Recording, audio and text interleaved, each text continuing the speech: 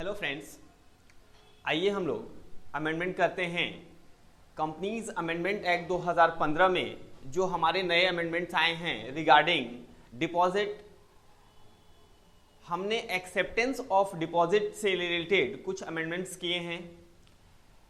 जैसा कि आपको मालूम होगा कि एक बैंकिंग कंपनी जो होती है वो मेनली अलाउड होती है पब्लिक से डिपॉजिट एक्सेप्ट करने के लिए, या कोई नॉन बैंकिंग फाइनेंशियल इंस्टीट्यूशन है वो ऐसा कर सकती है।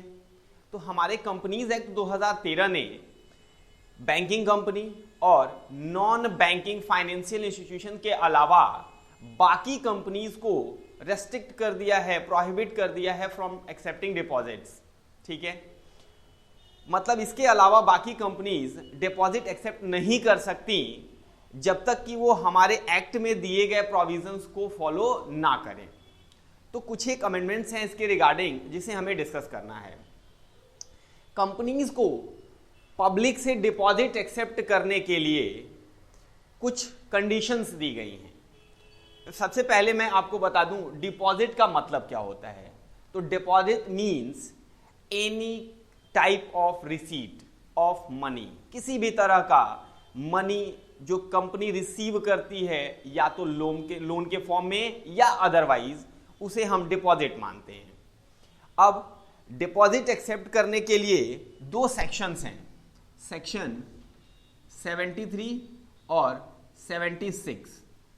इसमें कुछ एक कंडीशंस दी गई हैं। इन कंडीशंस के हिसाब से ही डिपॉजिट को एक्सेप्ट किया जा सकता है बाय अ कंपनी। ठीक, डिपॉजिट किससे एक्सेप्ट किया जाएगा? या तो पब्लिक से या तो कंपनी के खुद के मेंबर से। तो दोनों के लिए अलग अलग प्रोविजंस हैं। कंपनी पब्लिक से अगर डिपॉजिट एक्सेप्ट करती है तो उसके लिए अलग कंडीशन है, मेंबर से अगर डिपॉजिट एक्सेप्ट करते हैं उसके लिए अलग कंडीशंस हैं। तो अब क्या अमेंडमेंट है उसके बारे में हम लोग फोकस करते हैं कि हमारा नया सेक्शन है सेक्शन 76A। ये अमेंडमेंट आया है, नया इंक्लूजन है कंपनीज अमेंडमेंट एक्ट 2015 के थ्रू। और इसमें यह बोला गया है कि अगर कोई कंपनी सेक्शन 73 में दिए गए प्रोविजंस या सेक्शन 76 में दिए गए प्रोविजंस का कॉन्ट्रावेंशन करती है तो उसे पनिशमेंट होगी। कॉन्ट्रावेंशन किस मैटर पे होगा, उल्लंघन किस मैटर पे किया जाएगा? तो डिपॉजिट एक्सेप्ट करने के मैटर पे, या किसी और पर्सन को अलाउ किया जाता है कि उसके बिहाफ पर वो डिपॉजिट एक्सेप्ट करे इन contravention with the matters given in section 73 and section 76। तो उसमें पनिशमेंट का प्रोविजन लगाया गया है किस सेक्शन में? 76A में।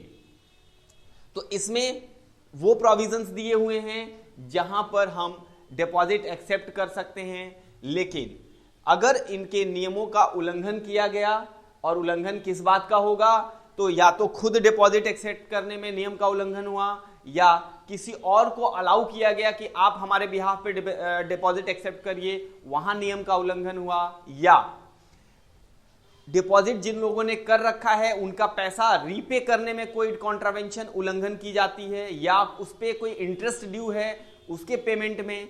तो कोई भी इस तरह की प्रोविजन है और उनका कॉन्ट्रावेंशन होता है तो पनिशमेंट का प्रोविजन है सेक्शन 76A में। ठीक है, अब क्या प्रोविजन है, पनिशमेंट क्या है, इसके बारे में हम जानते हैं। कंपनी के लिए है कि अगर कंपनी के ने ऐसा किया है तो कंपनी के ऊपर पनिशमेंट होगी in addition to repayment of deposit. पहली बात तो जिसका आपने पैसा लिया है वो पैसा आप वापस कर देंगे। ये पनिशमेंट नहीं है, ये बस नॉर्मल प्रोविजन है कि आपने जो पैसा लिया है पहले उसको वापस करिए, उसके बाद कंपनी के ऊपर पनिशमेंट लगाई जाएगी। पनिशमेंट कितनी लगेगी इसके बारे में हम लोग डिस्कस करने जा रहे हैं। तो पनिशमेंट की बात है जहां तक, कंपनी के ऊपर अलग और ऑफिसर्स के ऊपर अलग।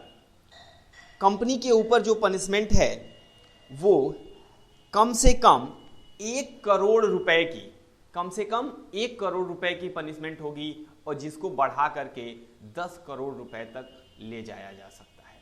ठीक है, और ऑफिसर्स की अगर बात करें तो ऑफिसर के ऊपर कम से कम 25 लाख रुपए तक की पेनल्टी लगेगी, फाइन लगेगा, या 7 साल तक की जेल, और उस 25 लाख रुपए को बढ़ा करके 2 करोड़ रुपए तक किया जा सकता है, और या तो दोनों हो सकता है।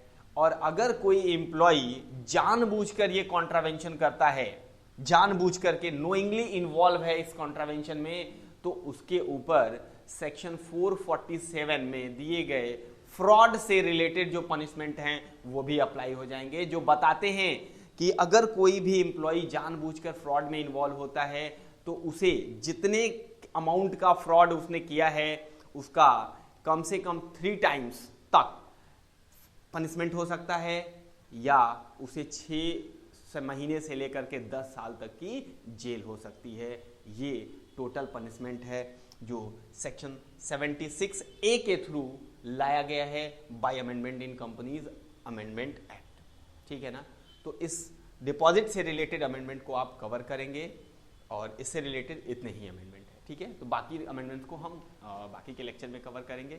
Thank you.